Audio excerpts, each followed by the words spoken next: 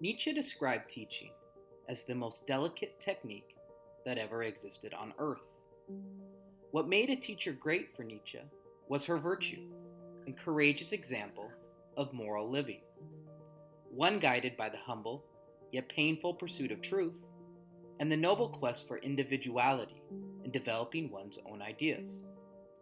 For a teacher to be great, she had to model morality through her essence and actions, and not through worthless babble. Nietzsche said a teacher's example, quote, must be given through visible life and not through books.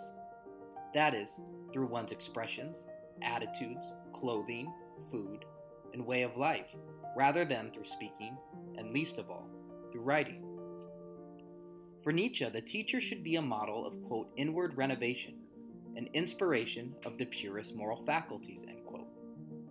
So absorbed and entranced by ideas and possibilities, a great teacher, says Nietzsche, is one, quote, who is often struck by his own thoughts as if they came from outside, who himself is perhaps a storm pregnant with new lightnings, end quote.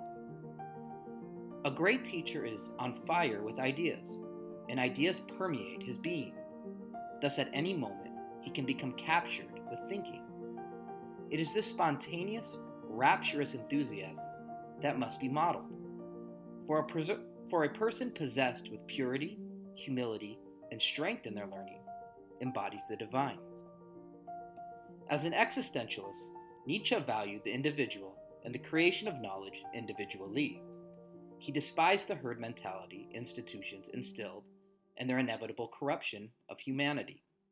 Quote, our overcrowded public schools, our accumulation of foolishly manufactured public school masters, are a scandal, end quote. Teachers and institutions, he thought, were often, quote, more interested in scholarship than in humanity, end quote. Nietzsche believed institutions, with their adherence to conformity and scholarship, diminished the most important aspect of teaching, the relationship between teacher and pupil.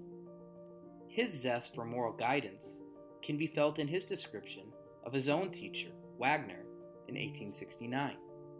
Quote, I have found a man who reveals to me as no other the image of what Schopenhauer calls the genius. There dwells in him such uncompromising idealism, such deep and affecting humanity, such exalted seriousness of purpose, that when I am near him, I feel as if I am near the divine.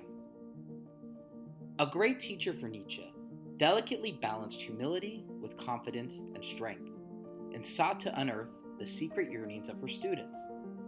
The teacher is, quote, able to be lowly so as to be approachable to many and humiliating to none, to bear injustice and to have wormed your way through all sorts of errors so as to be able to approach many hidden souls on their secretive paths, always with love and enjoyment of self.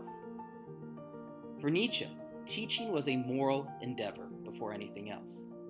His writing reminds us that the essence of who we are, how we talk, how we laugh, and who we are in the classroom matters, and that teaching is a life-encompassing task, not just a job.